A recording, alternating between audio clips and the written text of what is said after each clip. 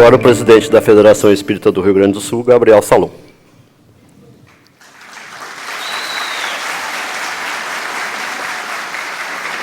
Queridos amigos, irmãos, bom dia. Bom dia. É impossível conter o sorriso, a alegria genuína quando voltamos à nossa segunda região federativa em mais de uma congresso. E é um dia extremamente especial para a família espírita do Rio Grande do Sul, por múltiplas razões. E já aprendemos a essa altura da nossa caminhada que aquele que não sabe agradecer também não sabe pedir. Então é claro que nós precisamos expressar a nossa gratidão sincera.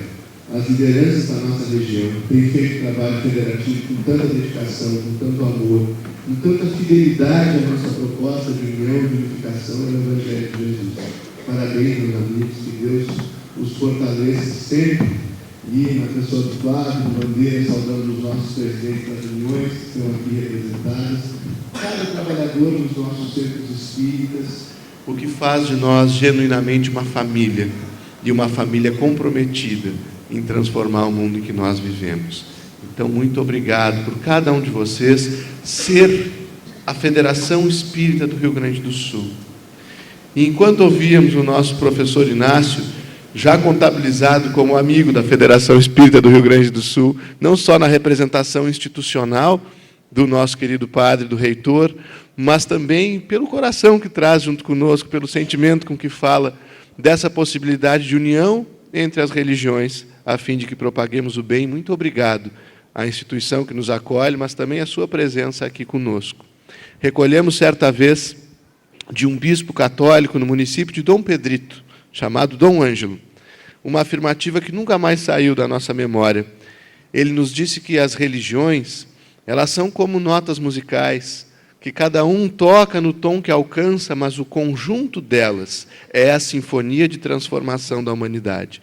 Por isso que nós agradecemos tanto esse exemplo, que vai muito além da tolerância religiosa para a real união, como Jesus nos pede. Muito obrigado, viu, pelo carinho, e transmita a toda a comunidade acadêmica da Unicinos o abraço da Federação Espírita do Rio Grande do Sul.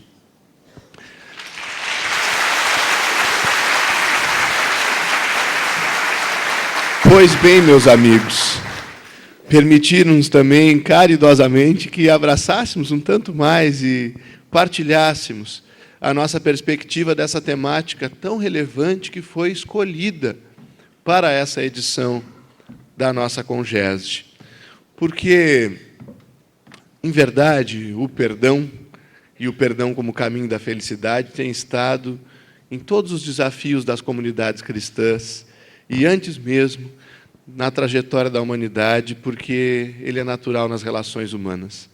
O nosso querido Velocino, bela escolha da região, vai fazer, por certo, uma abordagem excelente desse tema, mas também queremos compartilhar de modo sintético, simples, as impressões que temos quando estamos mergulhados neste ano de 2019, nesse tema que está aqui na minha camiseta, não é? Que é o tema do 10º Congresso Espírita do Rio Grande do Sul. Educação com Jesus, a conquista do reino de Deus. E não é apenas uma temática que vai se desenvolver nos dias 11 a 13 de outubro, próximo agora, lá na PUC. Nós também trabalhamos com uma universidade católica, estamos cada vez mais unidos, no centro de eventos da PUC, em Porto Alegre. Mas não é um evento que trata de um tema em 2 ou 3 dias. Não. Essa foi uma temática construída por todo o nosso Estado. Quem construiu esse tema foi o nosso Conselho Federativo Estadual, que é composto por todos os presidentes de uniões espíritas e de conselhos regionais espíritas do nosso Estado. E quando nós vamos compreender a proposta educativa do Cristo à luz da doutrina espírita, vamos encontrar o comentário de Allan Kardec, a questão 685 de O Livro dos Espíritos, definindo-nos educação de uma forma muito bela.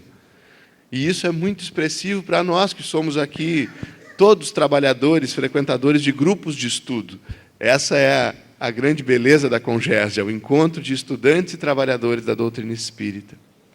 E Kardec nos diz que há um elemento sem o qual a economia e outras ciências não conseguiriam lograr o seu objetivo, não passariam de reflexões muitas vezes teóricas, disse-nos que esse elemento chama-se educação.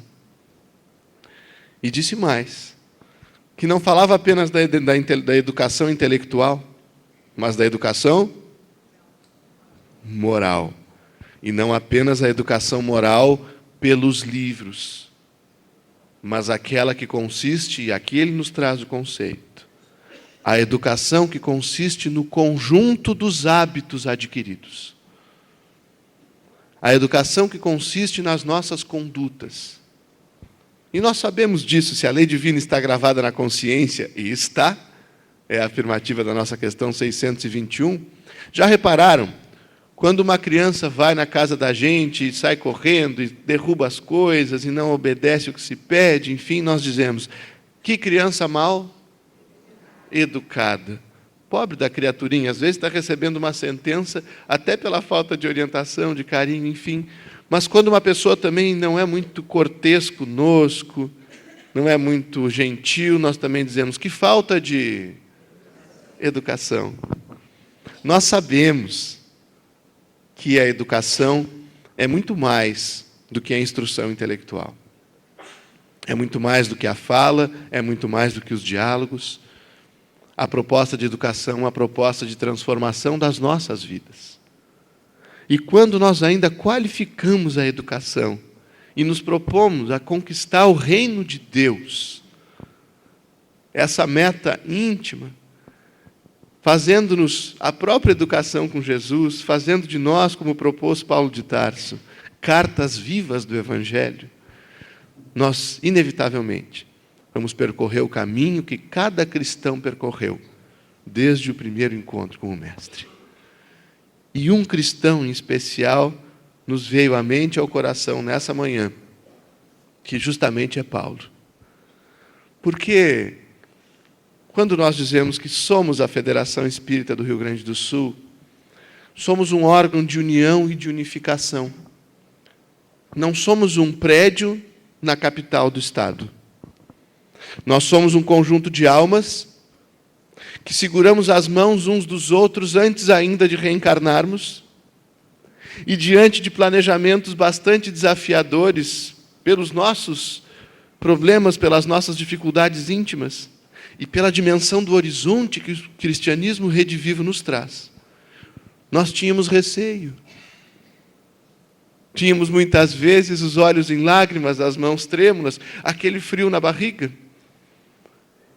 E, diante da proposta de uma nova reencarnação, em algum momento todos nós fizemos a pergunta, mas com quem eu vou? Quem vai estar comigo para transformar um mundo de provas e expiações em um mundo de regeneração? Quem vai estar ao meu lado na vitória, no triunfo do bem nos nossos corações, até que nós tenhamos feito ceder a violência, a indiferença? E a resposta foi essa. Deem uma olhadinha para o lado. Vejam quem está do lado de vocês aí. Olhem para trás.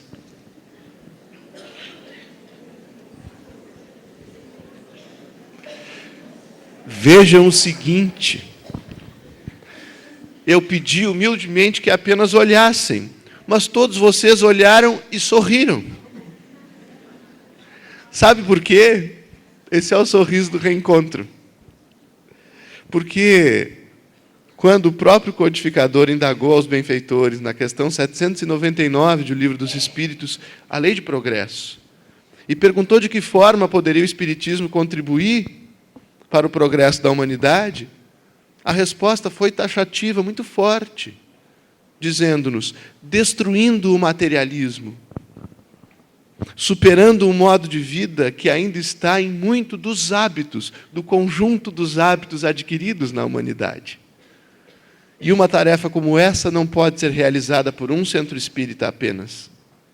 Não pode ser realizada por uma região federativa apenas. Não pode ser realizada unicamente por uma congregação religiosa, porque nós precisamos cobrir a face da terra com um mandamento de amor. E por isso que nós somos essa família, E por isso que nós lembramos de Paulo de Tarso, porque ele, para além dos limites de Jerusalém, ficou conhecido como o apóstolo dos gentios, por compreender que a mensagem precisava ser levada a toda parte. Por ter fundado comunidades cristãs, eclésias, igrejas.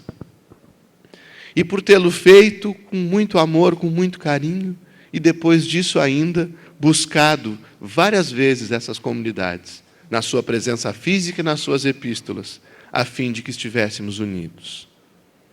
E nós que conhecemos a trajetória desse apóstolo, especialmente pela narrativa de Emmanuel na obra Paulo e Estevão, vamos encontrar na sua jornada de transformação, na sua educação com Jesus, depois da estrada de Damasco, naquele instante em que ele procurava vencer a si mesmo para se fazer um servidor útil.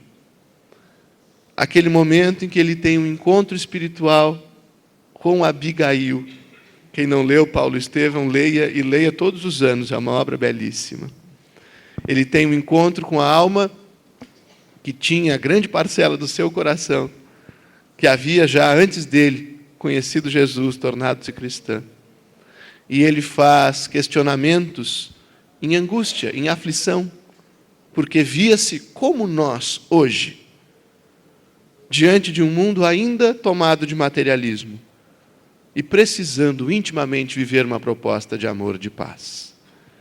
E quando ele faz questionamentos a ela, ela lhe dirige 4 respostas em 4 verbos, com os quais nós queremos concluir essa fala singela. O primeiro verbo que ela dirige a ele é ama, dizendo a ele: lava os teus olhos nos lagos do amor. Justamente porque o amor é essa lente com que nós vamos contemplar a vida de uma forma diferente. É a lente em que nós percebemos que a enfermidade, que a mazela do meu irmão, é limitação temporária que ele expressa, que não me convida à mágoa, mas ao entendimento e ao perdão. É a lente do amor que nos permite enxergar não apenas a semente em cada fruto, é a razão que nos traz isso, mas que nos permite enxergar o fruto em cada semente, enxergando o futuro para o qual todos nós fomos criados, a perfeição relativa, a felicidade. Pois bem, mas as sementes só chegarão ao fruto com o trabalho. E o segundo conselho de Abigail a Saulo foi: ama, o primeiro, trabalha, a fim de que tenhamos ocupações úteis, de que não cessemos de obrar nos nossos lares, em nós mesmos, construindo um novo conjunto de hábitos mais coerente com a nossa realidade de espíritos imortais. Mas depois disso, sabendo que a edificação da alma é obra do tempo também, Abigail disse a ele: ama, trabalha e espera. A espera que não é a passividade, mas é a esperança diante da luta. A espera, como retrata o benfeitor André Luiz na obra Os Mensageiros, quando vai descrever a lição segundo a qual o homem que trabalha voltado para o bem, com o coração elevado a Deus, deve esperar o melhor. E nessas horas difíceis que nós temos vivido, esperemos o melhor, mas esperemos trabalhando. E nós trabalhamos juntos, nós convivemos. E conviver em um mundo de provas e expiações, conviver com as criaturas que ainda somos, oscilando entre o homem velho e o espírito liberto, muitas vezes é ferir-se. Não é? Nós não nos ferimos, às vezes, convivendo. E, às vezes, quem nos fere mais é justamente quem nós mais amamos, porque é quem tem acesso mais direto aos nossos corações. E aí nos chega a nossa querida Congéside, com esse tema belíssimo, o perdão como caminho para a felicidade. E Abigail diz: ama, trabalha, espera e perdoa. E voltamos a indagar a Jesus: quantas vezes, Senhor? 7 vezes? Não. 70 vezes 7 vezes. A linguagem comparativa da parábola, dizendo-nos para perdoarmos todas as vezes, porque, na verdade, o perdão é esse caminho para a felicidade. Então, meus amigos, cumpre-nos nessa manhã abraçá-los com muito carinho e com um sincero desejo de que esse dia todo de trabalho da Congesde nos torne uma família ainda mais unida, que compreendamos que apenas juntos vamos vencer a missão, a tarefa para a qual nós reencarnamos, que as nossas diferenças jamais sejam motivo de afastamento, de lutas, mas apenas de enriquecimento, porque se não temos faculdades completas, é pela convivência que nos completaremos. Essa é a grande lição do Consolador prometido. Desejamos um excelente evento a todos, fazendo ainda o convite para que não apenas hoje, mas estejamos juntos nos dias 11 a 13 de outubro, para continuarmos esse processo no 10º Congresso Espírita do Rio Grande do Sul, e aqueles que não puderem lá estar, que se reúnam, porque o evento será transmitido para todos aqueles que assim quiserem, para as nossas casas espíritas, para quem tiver um acesso à internet em qualquer lugar do Brasil ou do mundo. E juntos nós vamos conseguir vencer. Ah, nós vamos, temos certeza. Vamos pedir aos nossos irmãos que rodem o vídeo de promoção do nosso congresso e assim, por hora, nos despedimos, desejando um excelente trabalho a todos, com um beijo no coração de vocês. Os tempos assinados por Deus são chegados. Nestes momentos de crise interior, somos convidados a transformar nossos hábitos, edificando o reino de Deus em nossos corações. Para as indisciplinas, vacilações e demais hábitos infelizes, educação. Para as dores e conflitos interiores, familiares e sociais, Jesus. Para a conquista do reino de Deus, educação com Jesus. Para dialogarmos sobre esse assunto, a Federação Espírita do Rio Grande do Sul convida você para participar do 10º Congresso Espírita do Rio Grande do Sul, com o tema Educação com Jesus, a conquista do reino de Deus. De 11 a 13 de outubro de 2019, na PUC, em Porto Alegre.